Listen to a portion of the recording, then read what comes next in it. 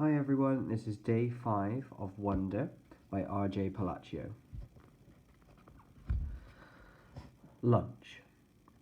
Via had warned me about lunch in middle school, so I guess I should have known it would be hard. I just hadn't expected it to be this hard. Basically, all the kids from all the 5th grade classes poured into the cafeteria at the same time, talking loudly and bumping into one another while they ran to different tables. One of the lunchroom teachers said something about no seat saving allowed, but I didn't know what she meant, and maybe no one else did either, because just about everyone was saving seats for their friends. I tried to sit down at one table, but the kid in the next chair said, "Oh, sorry, but somebody else is sitting here." So I moved to an empty table and just waited for everyone to finish stampeding at the lunchroom teacher to tell us what to do next. As she started telling us the cafeteria rules, I looked around to see where Jack Will was sitting, but I didn't see him on my side of the room. Kids were still coming in, and as the teacher started calling the first few tables to get their trays and stand in line at the counter, Julian, Henry, and Miles were sitting at a table towards the back of the room.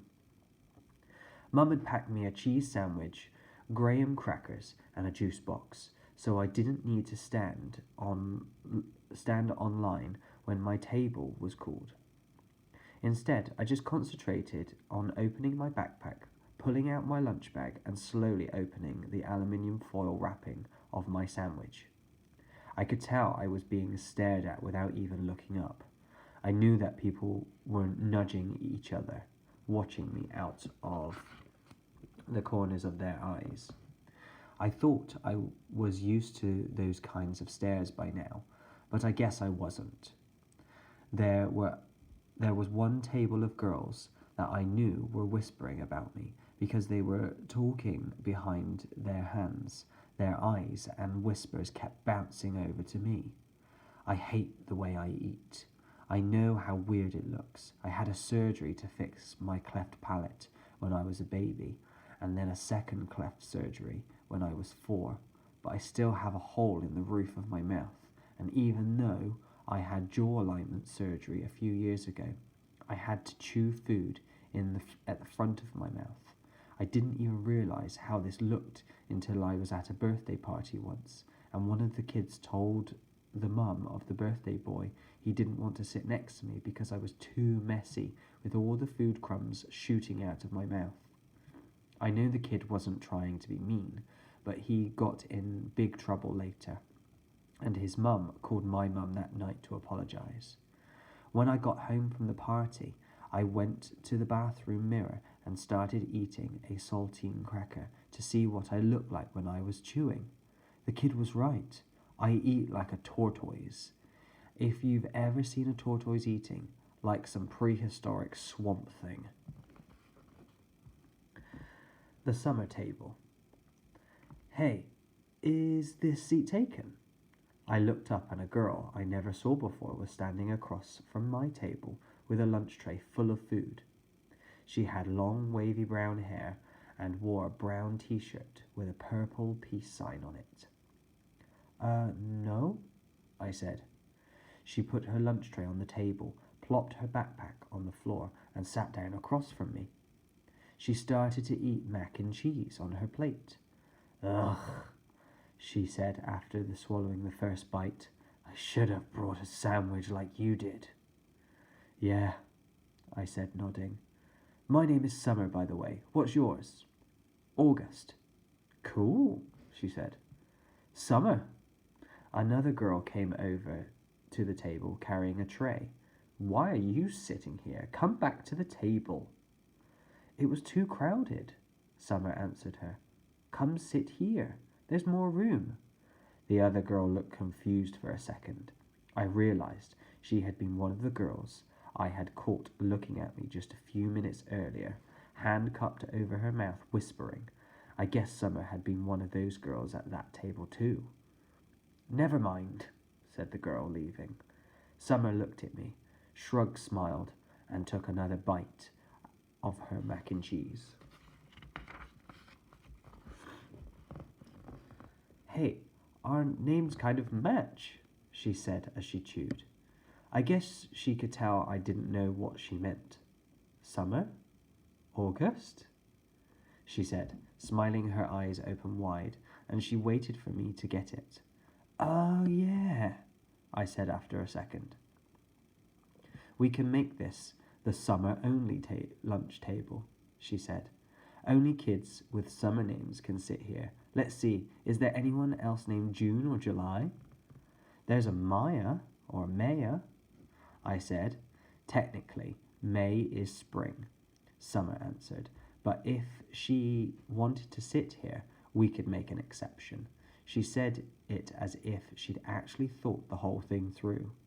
There's Julian, that's like the name Julia, which comes from July. I didn't say anything. There's a kid named Reed in my English class, I said. Yeah, I know Reed, but how is Reed a summer name? She asked. I don't know, I shrugged. I just picture like a reed of grass being a summer thing. Yeah, okay, she nodded, pulling out her notebook, and Miss Petosa could sit here too. That kind of sounds like the word petal, which I think of as a summer thing too. I have her for homeroom, I said. I have her for math, she answered, making a face. She started writing a list of names on the second to last page of her notebook. So, who else? She said. By the end of lunch, we had come up with a whole list of names of kids and teachers who could sit at our table if they wanted. Most of the names weren't actually summer names, but they were names that had some kind of connection to summer. I even found a way of making Jack Will's name work by pointing out that you could turn his name into a sentence about summer. Like, Jack will go to the beach, which Summer agreed worked fine. But if someone doesn't have a summer name and wants to sit with us, she said very seriously, we'll still let them if they're nice, okay? Okay, I nodded, even if it's a winter name. Cool beans, she answered, giving me a thumbs up. Summer looked like her name. She had a tan and her eyes were green like a leaf. 1 to 10. Mum always had this habit of asking me how something felt on a scale of 1 to 10. It started after I had my jaw surgery when I couldn't talk because my mouth was wired shut. They had taken a piece of bone from my hip bone to insert into my chin to make it look more normal. So I was hurting in a lot of different ways. Mum would point to one of my bandages and I would hold up my fingers to show her how much it was hurting. 1 meant a little bit, 10 meant so much. Then she would tell the doctor when he made his rounds what needed adjusting or things like that. Mum got very good at reading my mind sometimes. After that, we got into a habit of doing the 1 to 10 scale for anything that hurt. Like if I just had a plain old sore throat, she asked 1 to 10, and I'd say 3, or whatever it was. When school was over, I went outside to meet Mum, who was waiting for me at the front entrance like all the other parents or babysitters. The first thing she said after hugging me was, So, how was it? 1 to 10? 5, I said, shrugging, which I could tell totally surprised her. Wow, she said quietly. That's even better than I hoped for. Are we picking Via up? Miranda's mother is picking her up today. Do you want me to carry your backpack, sweetness? We had started walking through the crowd of kids and parents, most of whom were noticing me, secretly, pointing me out to each other. I'm fine, I said. It looks too heavy, Oggy. She started to take it from me.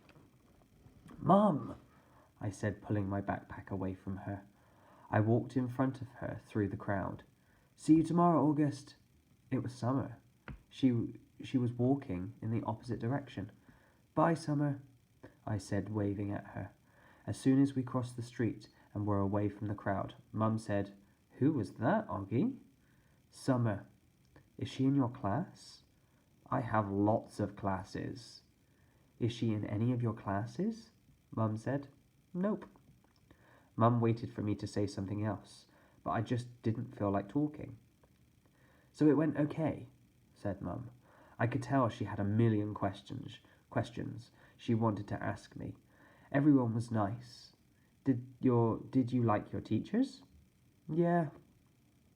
How about those kids you met last week? Were they nice? Fine, fine. Jack hung out with me a lot. That's so great, sweetie. What about that boy Julian? I thought about the Darth Sidious comment. By now it felt like that had happened 100 years ago. He was okay, I said. And the blonde girl? What was her name? Charlotte, Mum. I said everything was nice already. Okay, Mum answered. I honestly don't know why I was kind of mad at Mum. But I was. We crossed Amsford Avenue, and she didn't say anything else until we turned onto our block. So, Mum said, how did you meet Summer if she wasn't in any of your classes? We sat together at lunch, I said. I had started kicking a rock between my feet like it was a soccer ball, chasing it back and forth across the sidewalk. She seems very nice. Yeah, she is. She's very pretty, said Mum. Yeah, I know, I answered. We're kind of like Beauty and the Beast. I didn't wait to see Mum's reaction. I just started running down the sidewalk after the rock, which I had kicked it as hard as I could in front of me. Padawan. That night I cut off the little braid on the back of my head. Dad noticed first. Oh, good, he said. I never liked that thing. Via couldn't believe I cut it off. That took you years to grow, she said, almost like she was angry. Why did you cut it off? I don't know, I answered. Did someone make fun of it? No. Did you tell Christopher you were cutting it off? We're not even friends anymore. That's not true, she said. I can't believe you would just cut it off like that, she added snottily, and then practically slammed my bedroom door shut as if she'd left the room. I was snuggling with Daisy on my bed when Dad came to tuck me in later. He scooched Daisy over gently and laid down next to me on the blanket. So, Oggy Doggy, he said, it was really an okay day. He got that from an old cartoon about a dachshund named Oggy Doggy, by the way. He had bought it for me on eBay when I was about 4, and we watched it a lot for a while, especially in hospital. He would call me Oggy Doggy, and I would call him dear old Dad, like the puppy called the Dachshund Dad on the show. Yeah, it was totally okay, I said, nodding. You've been so quiet all night long. I guess I'm tired. It was a long day, huh? I nodded. But it really was okay? I nodded again. He didn't say anything, so after a few seconds I said, it was better than okay, actually. That's great to hear, Oggy, he said quietly, kissing my forehead. So it looks like it was a good call Mum made? You going to school? Yeah, but I could stop going if I wanted to, right? That was the deal, yes, he answered. Though I guess it would depend on why you wanted to stop going too, you know. You have to let us know. You have to talk to us and tell us how you're feeling and if anything bad was happening, okay? You promised you'd tell us? Yeah. So can I ask you something? Are you mad at Mum or something? You've been kind of huffy with her all night long. You know, Oggy, I'm as much to blame for sending you to school as she is. No, she's more to blame. It was her idea. Mum knocked on the door just then and peeked her head inside the room. Just wanted to say good night, she said. She looked kind of shy for a second. Hi, Mama, Dad said, picking up my hand and waving it at her. I heard you cut off your braid, Mum said to me, sitting down at the edge of the bed next to Daisy. It's not a big deal, I answered quickly. I didn't say it was, said Mum. Why don't you put Oggy to bed tonight? Dad said to Mum, getting up. I've got some work to do anyway. Good night, my son. My son. That was another part of our oggy-doggy routine, though it wasn't in the mood to say good night, dear old Dad. I'm so proud of you, said Dad, and then he got up out of the bed. Mum and Dad had always taken turns putting me to bed. I know it was a little babyish of me to still need them to do that, but that's just how it was with us. Will you check in on Via? Mum said to Dad as she lay down next to me. She stopped by the door and turned around. What's wrong with Via? Nothing, said Mum, shrugging. At least that she would tell me. But first day of high school and all that. Said Dad, and then he pointed his finger at me and winked. It's always something with you kids, isn't it? He said. Never a dull moment, said Mum. Never a dull moment, Dad repeated. Good night, guys. As soon as he closed the door, Mum pulled out the book she'd been reading for me for the last couple of weeks. I was relieved because I really was afraid she'd want to talk and just didn't feel like doing that.